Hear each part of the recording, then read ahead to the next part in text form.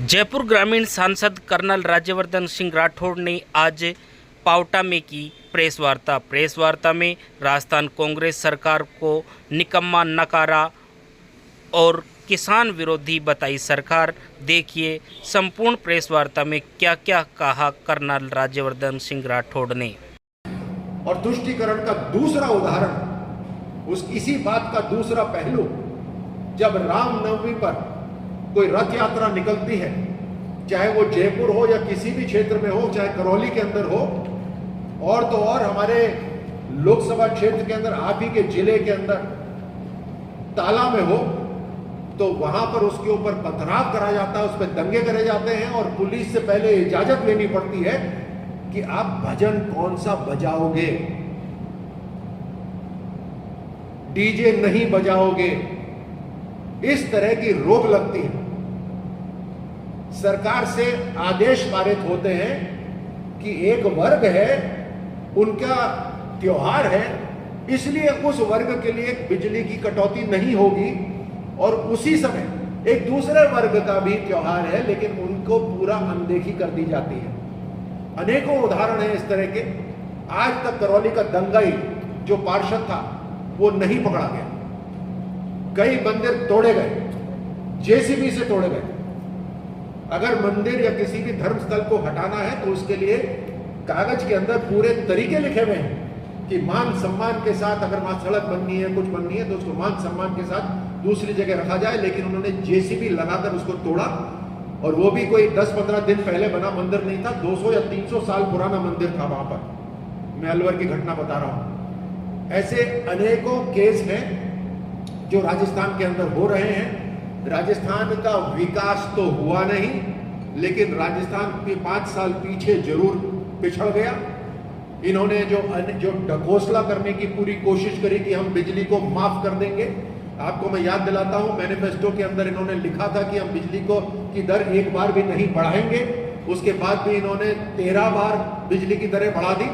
आप पत्रकार बंधु जो इस बात को रिकॉर्ड कर रहे हैं, मैं आपको याद दिलाना चाहता हूं, और आपके माध्यम से राजस्थान के सभी पत्रकारों को आप ये मैसेज दीजिएगा कि इन्होंने मैनिफेस्टो के अंदर आपकी सुरक्षा का भी अधिनियम लाने की बात करी थी, लेकिन आज तक वो अधिनियम की चर्चा ही नहीं हुई। ऐसे अनेकों वादे इन्होंने करे मैनिफेस्टो के अंदर। 1 से 10 तक की गिनती तो मशहूर हो गई है। उसके साथ साथ हमारे किसान बेचारे, उनकी जमीन की कुर्की हो रही है। याद दिला दूं, ये राजनीतिक नियुक्तियां होती हैं, तो अगर राजनीतिक नियुक्ति कोई करता है तो उसके अंदर मुख्य जिम्मेदार इस प्रदेश का मुख्यमंत्री होता है। घूस लेने के लिए भले ही कोई गोपाल ने लिया हो, या किसी कटारा ने करा हो, या अन्य नामों ने करा हो, लेकिन उसके धागे सीधे मुख्यमंत्री पे पहुंचते हैं, क्योंकि उनकी नियुक्ति मुख्यमंत्री ने करी है। दलित अपराधों के अंदर राजस्थान नंबर 1 स्थान पर है पिछले 3 साल से लगातार।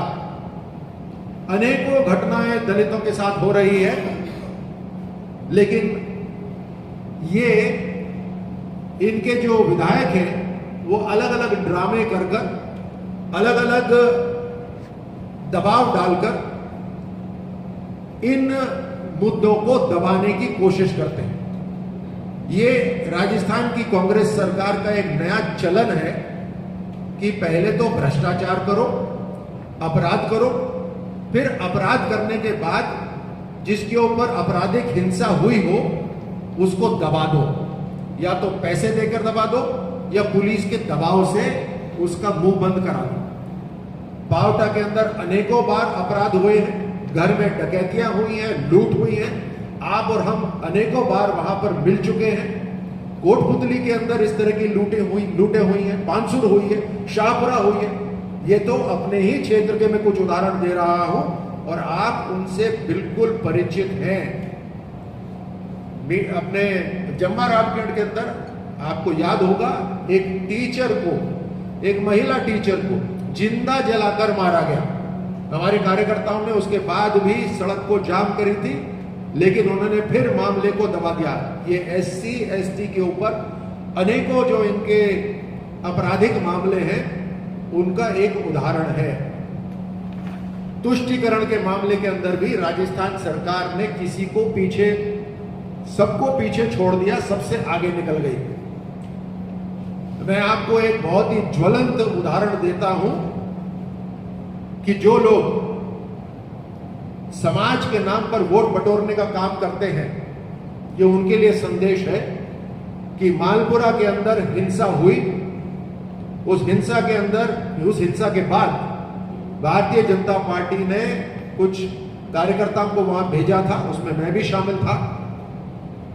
वहां पे जिस तरह की हिंसा हुई उसे विस्तार में आपको नहीं बताना चाहूंगा, लेकिन केवल इतना कहता हूं कि वहां पर जो गुज्जर मोहल्ला होता था आज सादात मोहल्ला है, और जो लोग समाज के नाम पर वोट बटोरते हैं वो एक बार भी वहां पर अपने भाइयों के लिए नहीं पहुंचे।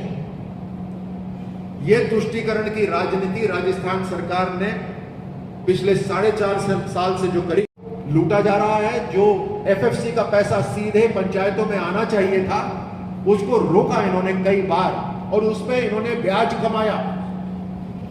राजस्थान की जनता को जो पीने का पानी पिलाने की बात थी, राजस्थान की सरकार जो कांग्रेस की, वो मोदी विरोधी, देश विरोधी इतनी ज्यादा हो गई है कि उन्होंने इसमें भी केंद्र सरकार के साथ मिलकर काम नहीं करा, और राजस्थान की जनता इसीलिए खास तौर से 5 साल पीछे पिछड़ गई। मैं आपको इस बात का यकीन दिलाता हूं, और हर राजस्थान का हर निवासी इस बात को जानता है कि मोदी ही पानी पिला सकता है राजस्थान को, मोदी ही पीने का पानी ला सकता है, मोदी ही इन झीलों को भर सकता है। तो प्रधानमंत्री मोदी जी की सरकार पे विश्वास है जनता को, और हर तरह से आज जो योजनाएं घर घर तक पहुंच रही हैं, चाहे वो प्रधानमंत्री आवास योजना हो, चाहे वो पीने का पानी के लिए जो बड़ा पैसा केंद्र सरकार से राजस्थान सरकार के पास आ चुका हो, चाहे वो नरेगा के अंदर लगातार जो काम मिल रहा हो, चाहे बड़ी सड़कों का विस्तार हो रहा हो, हर तरह से, चाहे वो मुफ्त राशन जो कोविड के समय, कोरोना के समय दिया गया वो हो, चाहे वो किसान सम्मान निधि हो, एक एक योजना जो आज कारगर हो रही है, जो नीचे तक क्रियान्वित हो रही है, वो प्रधानमंत्री मोदी जी की केंद्र सरकार की योजना है। तो ये जो राजस्थान का बुरा हाल हो रहा है, इस चाहे वो नारी अपमान हो उसको नहीं सहेगा अब राजस्थान, चाहे वो भ्रष्टाचार हो उसको नहीं सहेगा राजस्थान, जिस तरह का अपराध राजस्थान में फैल रहा है, जिस तरह से अलगाववादी राजस्थान में आ रहे हैं, उसको नहीं सहेगा राजस्थान। ये चाल राजस्थान की सरकार की बिगड़ी है, लेकिन चेहरा राजस्थान का बिगाड़ा है इन्होंने, इसे नहीं सहेगा राजस्थान। और इन सब का समाधान आज भारतीय जनता पार्टी है, भाजपा ही है इन सब का समाधान। प्रधानमंत्री मोदी जी का जो नया राजनीति का तरीका है, जो अकाउंटेबिलिटी का तरीका है, जो रिपोर्ट कार्ड पेश करने का तरीका है, वही आज सफल तरीका है और जनता उसमें विश्वास करती है। तो आप सबको आज यहां आने के लिए धन्यवाद। कोई भी कंपनी राजस्थान में काम नहीं करना चाहती, कोई पूंजी निवेश राजस्थान में नहीं हुआ, कहीं इंफ्रास्ट्रक्चर डेवलपमेंट नहीं हुआ। रिको की बात करो या किसी भी एजेंसी की बात करो, सिर्फ वादे हुए हैं, काम नहीं हुआ। और उसी के चलते आज राजस्थान के अंदर बेरोजगारी भी बढ़ गई है। मैं आपको आंकड़ा बताऊं, 2014 के अंदर 2014 से लेकर 18 तक राजस्थान के अंदर बेरोजगारी की उस समय दर थी तकरीबन 3%, जब भारतीय जनता पार्टी यहां सत्ता में थी। आज 32% है बेरोजगारी, 3% से बढ़कर 32% पर आ गई है। ये कांग्रेस की जो सरकार है, अपने मैनिफेस्टो में जो इन्होंने वादा करा था कि हम बेरोजगारी भत्ता देंगे, माफ कीजिए, जिनकी योजना ही बेरोजगारी भत्ता देने की हो, वो फिर रोजगार कैसे दे सकती है? जब इन्होंने प्लान ही फेल करने की बनाई हो तो प्लान सफल कैसे हो सकती है? बेरोजगारी भत्ता तो दिया नहीं, लेकिन जिन स्वाभिमानी युवाओं ने तैयारी करी, जिन माता पिता ने पूरे जीवन का पैसा, मामले आप सबके सामने बार बार आ चुके हैं, उसके अंदर पेपर लीक हुआ। और बेरोजगारी बढ़ने का एक बड़ा कारण यह है कि सरकार ना तो इन्वेस्टमेंट ला पाई, ना तो माहौल बना पाई, ना ही जो रिक्रूटमेंट सरकार देती है उसको सही तरह करा पाई। भ्रष्टाचार के अंदर इन्होंने जो पेपर इंडस्ट्री, ये पेपर लीक इंडस्ट्री इन्होंने नई शुरू करी, उससे फायदा केवल इनके कुछ परिवारों तक पहुंचा है। जिनकी एकेडमीज खुली हुई हैं, जिनके पास ये पेपर लीक होकर पहुंचता है, वो अभी तक जेल में नहीं गए। इन्होंने जो एक सरकार की एजेंसी आरपीएससी, उसको इतना बदनाम कर दिया